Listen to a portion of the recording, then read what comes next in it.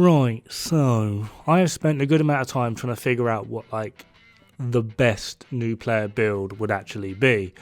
I've also tried to take into consideration a lot of people's concerns with red builds and armor and the amount of damage you do, etc, etc. So I've actually taken a weird page out of Dispatch's book and trying to make a very unique build synergy. Now I'm pretty sure this is actually something I've posted before, but it was possibly not in this context, and I very much may be repeating myself for some of my more regular viewers.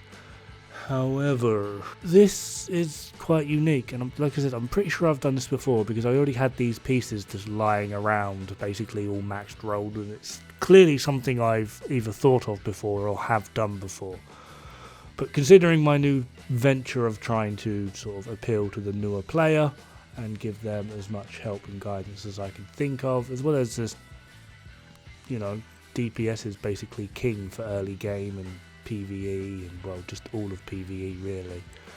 I kind of just sort of got me thinking, what is a good build in which people would be able to play full red builds but not have to worry about dying? And the best set for this is going to have to be Hunter's Fury. Ironically, 20% armor on kill, 100% health, as long as you're able to kill things quick enough, which shouldn't be an issue, especially with the multipliers you get with the set. Damage shouldn't be an issue. We then need a decent weapon that is able to kill pretty quickly and effectively, as well as also provide armor buffs, and we weirdly have this lovely SMG called Emmeline's Guard, which does some serious DPS, as you can potentially see here, hitting at some points over 1 million damage just casually. And the great thing about Emmeline's Guard is it comes with this wonderful talent called Perfect Preservation. Now, despite the fact that Perfect Preservation actually gives you a considerable amount more, going from 10 to 12% for body kills, and headshot kills go from 20 to 24%, although these seem like very small intervals. Adding in the fact that every kill we get gives us another 20% from Hunter's Fury, the overall effect of this means that we're able to effectively gain full armor from potentially just 2 kills. 44 plus 44 is 88. Yeah, adding in whatever else you wish to add in does potentially mean that you're able to get to 100% in just 2 kills.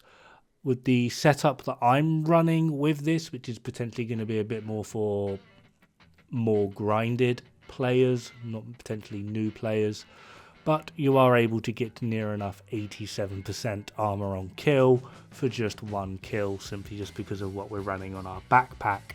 However, you don't have to run what I'm running. Generally speaking, the 4-piece Hunter's Fury, an SMG with Preservation, and I would suggest a Grupo chest with Obliterate is more than enough. Depending on how you then wish to run, the backpack is pretty much an open slot. If you still feel you need to be a little bit more tanky, you can go with Memento. However, this will drop your damage by over 11% and basically offer you nothing in return. So yeah, take that as you will. What I'm actually running here is Devil's Due. It's the Cheska backpack with Perfect Clutch.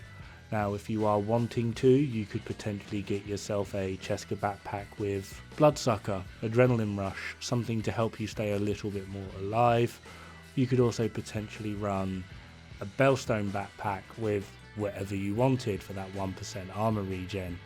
It is not necessary whatsoever. The one thing that will be a requirement is getting yourself to as close to 60% critical hit chance as possible, and this is going to depend on what mods and roles you have.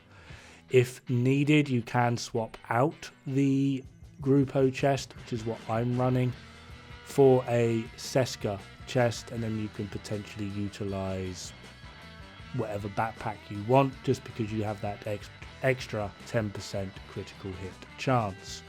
For lower level players, I would suggest this over the Grupo, simply just because your SHD watch. We have an extra 10% critical hit chance for those players that are over 1000 SHD. If you're under 1000 SHD and haven't started investing into your crit chance, I suggest you start investing into your crit chance on your SHD watch. 2, a good compensatory thing for this is running just a Seska chest with this build. The overall effect of this build though is pretty damn hefty. We are able to do some excellent damage. I'm not really worrying about my armor whatsoever, just because shooting things gives me armor. Killing things gives me a lot of armor. And I kill things and shoot things pretty damn regularly. Typically, a lot of endgame players would argue that armor is mostly redundant. However, what does matter and can make the difference is how quickly you are able to recuperate and regenerate. Although this isn't really a requirement, most players will just go with Gunner for that 10% armor on kill, which is more than enough, which is also a viable option to turn your armor on kill on this build up to 42% for a body kill and 58% for a headshot kill, giving us 10% more. I would personally suggest running Firewall because the idea is to kill things quicker, so you shouldn't have an issue really regenerating armor. However, it's entirely your choice. I would suggest either Firewall preferably, because the shield that Firewall offers you is just absolutely phenomenal and is very, very powerful. It also comes with maxed out mods. So yeah, if not, Gunner is going to be a good option just for a little bit of extra armor on kill. However, it is not really required. You have more than enough anyway. I wouldn't suggest making or prioritizing the armor on kill. It is more there to get players comfortable within the end game, and then once you sort of get a feel for it. I mean, obviously at the moment I am on heroic, but there are going to be better and more efficient builds to use at this level. However, for grinding your way up to heroic, this would be a very worthwhile set.